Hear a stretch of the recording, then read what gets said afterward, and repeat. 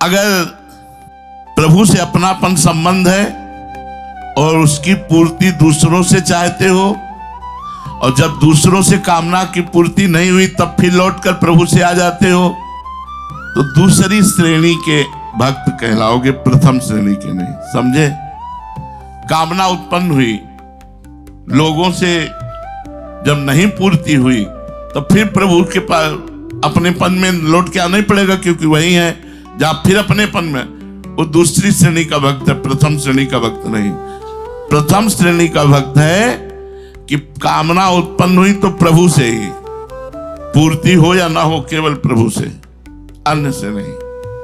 बने तो रघुवंशी बने। जो केवल कामना पूर्ति के लिए भगवान से संबंध करते हैं, वहां कामना मुख्य होती है, संबंध गौड़ होता है, इसलिए तीसरी श्रेणी के भक्त हैं। तो तीसरी श्रेणी वाले का भी कल्याण हो जाएगा, क्योंकि उसने गौड़ी से प्रभु को माना। तो अरे उनको तो राई के संभजन मानत मेरु समान। कामना दो तरह की होती है, एक परमार्थिक कामना और एक लौकिक कामना। पारमार्थिक कामना होती है दो तरह की, एक मुक्ति हो जाए और एक भगवत प्रेम हो जाए, भक्ति हो जाए, हमारा मोक्ष हो जाए, कल्याण, और भगवान से प्रेम हो जाए। ये दो प्रकार की कामना परमार्थिक होती है। जो मुक्ति की कामना है उसमें तत्व ज्ञान होना अनिवार्य है, तो उसमें तत्व को जानने की इच्छा होती है, जिसे जिज्ञासा कहते हैं।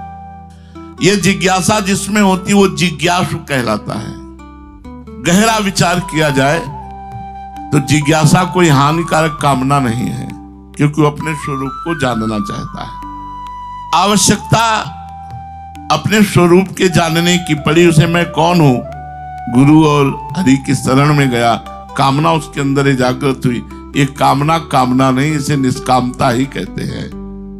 दूसरी कामना होती प्रभु के प्रेम प्राप्ति की, भक्ति, वो ज्ञान मार्ग, ये भक्ति मार्ग। उसको वास्तविक कामना कह ही नहीं सकते, क्योंकि प्रभु अपने हैं और अपने से प्रेम करना कोई कामना है क्या?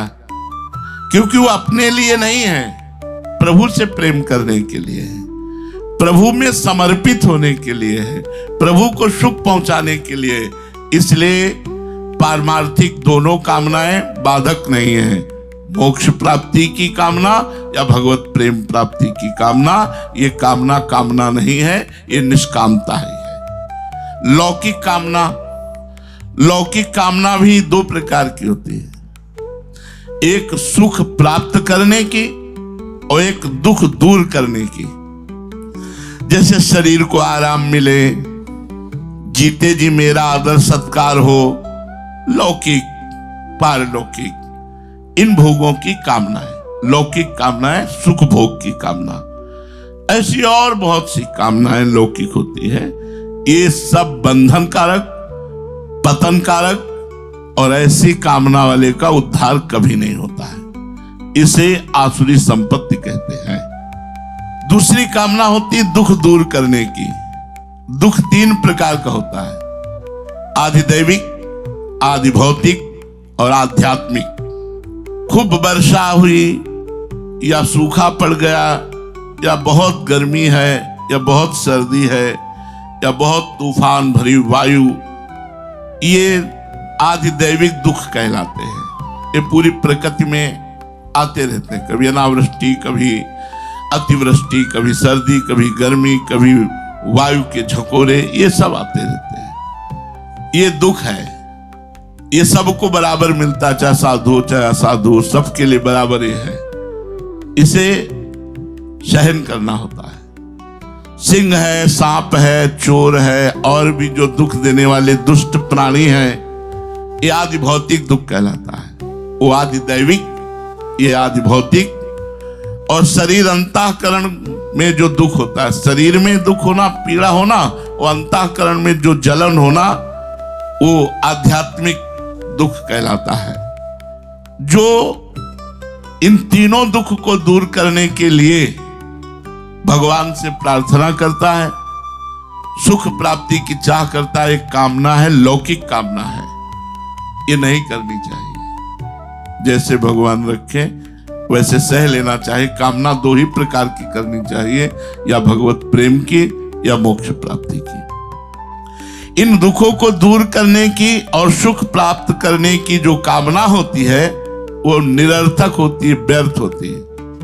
इसके लिए जो साधना की जाती है वो सब व्यर्थ चली जाती है, क्योंकि उस कामना की कभी पूर्ति हो ही नहीं सकती। ये तीनों दुख आते रहते हैं, दैहिक, दैविक, भौतिक, तापा, ये आते रहते हैं। लेकिन जो निरंतर भजन में रहता है उसे व्यापते नहीं है। बाह्य व्यवस्था हो या ना हो, आज तो मानो व्यवस्था है। गंगा किनारे क्या व्यवस्था थी, गर्मी सर्दी बरसात सब सहना होता है। कामना की पूर्ति हो भी जाए तो नवीन कामना और कामना, जैसे जब आप कमरे में रहते हैं गर्मी लगता है छोटा सा एक पंखा हो जाए तो, पंखा हो गया तो फिर लगता है छोटा सा कूलर हो जाए तो ठीक, कूलर हो गया तो फिर लगता है एसी हो जाए तो ठीक, और वो फंसते फंसते फंस ही जाता है। इस तरह कामनाओं की कभी पूर्ति होनी नहीं है। इसलिए उपासक को प्रभु से अपनापन करके अगर कामना करनी है तो केवल दो प्रकार की कामनाएं कीजिए, हमारा आपसे प्रेम हो जाए या हमारा आपके चरणों के प्रताप से कल्याण हो जाए। भगवान से धन के संबंध में चाह करना, वैसे भगत वो भी माना जाता है लेकिन ठीक नहीं है, क्योंकि धन स्थायी चीज नहीं है। मानो करोड़ों अरबों रुपया जमा किए, मर गए तो यहीं रह गया ना, तो इसी कामना की पूर्ति के लिए भजन करते रहे तो फिर लाभ क्या मिला। भगवान सबकी देखते हैं। तेषाम ज्ञानी नित्य युक्तो एक भक्तिर विशिष्यते प्रियो ही ज्ञानिनोत्यर्थ महम सच मम प्रिय। भगवान कह रहे हैं मुझे ज्ञानी भक्त बहुत प्रिय है। कौन सा ज्ञानी? जो अनन्य भक्ति के द्वारा मेरे में लगा हुआ है। जो मेरा प्रेमी भक्त है वो सर्वश्रेष्ठ है, क्योंकि वो ज्ञानी भक्त है, उसे मैं प्रिय हूं और वो मुझे अत्यंत प्रिय है। जो भगवान से रुपया चाहते हैं, भगवान से संकट निवृत्ति चाहते हैं, भगवान के तत्व को जानना चाहते हैं, ये ठीक है। लेकिन जो भगवान से प्रेम करते हैं, अपनापन करते हैं, सबसे ज्यादा भगवान उनको प्यार करते हैं। सदा सर्वदा जो भगवान में लगे रहते हैं। अपनापन का मतलब होता है जिससे अपनापन होता है उसकी स्मृति में डूबे रहते हैं। जैसे हमें शरीर से अपनापन है, इसमें डूबे रहेंगे। रुपये से अपनापन है तो रुपये में डूबे रहेंगे। पत्नी से अपनापन है तो उसका चिंतन होता है। जहां अपनापन होता है वहां निरंतर चिंतन होता है। तो जिसे प्रभु से अपनापन होता है वो सदा सर्वदा प्रभु में लगा रहता है। भगवान के सिवाय, प्रभु के सिवाय किसी से कोई संबंध नहीं, कोई चिंतन नहीं, वो सिद्ध महापुरुष हो गया। अब ये करना है, समेट लो जितनी जल्दी समेट पाओ अपने को। समेटे सुवासिक फैले सो जमाना। जैसे गोपी जन है, उनके लिए आया है यादोहने अवहनने मथनोपलेप प्रेंखेंख नार्भरुदितो क्षणमार्जनादौ गायन्ति चैन मनुरक्त धियो श्रीकंठ्यो धन्या ब्रज स्त्री उरुक्रम चित्तयाना।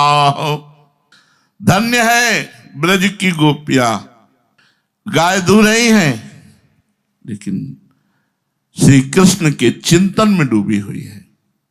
धान कूट रही हैं लेकिन श्री कृष्ण के चिंतन में डूबे हुए। दही मथ रही हैं श्री कृष्ण का चिंतन करते हुए। आंगन लीप रही हैं श्री कृष्ण का चिंतन करते हुए।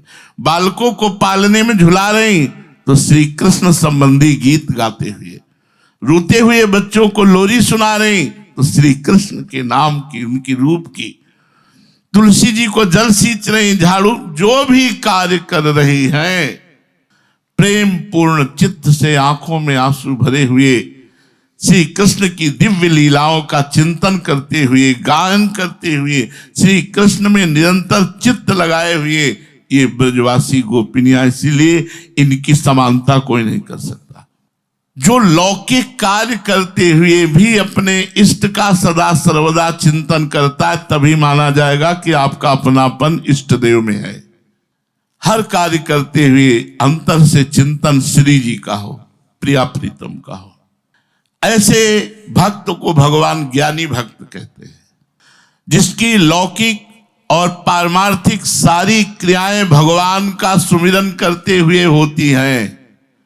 चाहे वो घर का काम हो, व्यापार का काम हो, नौकरी का काम हो, चाहे वो ठाकुर सेवा हो, भगवत चिंतन करते हुए जिसकी लौकिक पारमार्थिक सारी क्रियाएं होती है, वो सदा सर्वदा प्रभु से जुड़ा रहता है। इसे अपनापन कहते हैं। इसी अपनापन से सिद्धि प्राप्त होती है।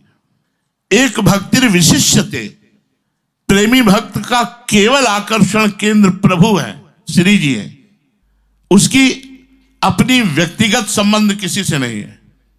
यह बात देखो, प्रभु के संबंध से संबंध है, व्यक्तिगत कोई संबंध नहीं है। इसलिए भगवान ने कहा एक भक्तिर विशिष्यते, जो मेरी अनन्य भक्ति करता है वो सर्वश्रेष्ठ है। विशिष्यते, प्रेमी भक्त सर्वश्रेष्ठ है।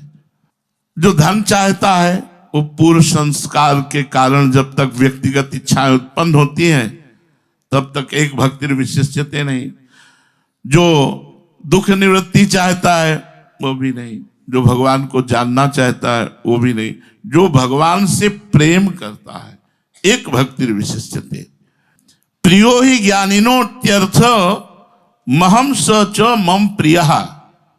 जो प्रेमी भक्त है मैं उसे अत्यंत प्यारा हूं और वो मुझे अत्यंत प्यारा है। अहम भक्त पराधीन हूं। ऐसे भक्त के लिए भगवान ने पराधीनता स्वीकार की है।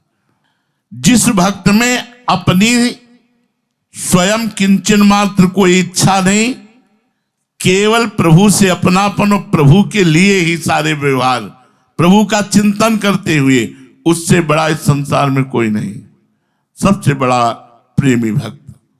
वास्तव में भगवान का अंश होने से जीव स्वाभाविक ही भगवान को प्यारा है, पर वो भूल से संसार में प्यार करने लगा। इसलिए लौटो, अपनी भूल को संभालो और भगवान के प्यार से अपने जीवन को भर दो।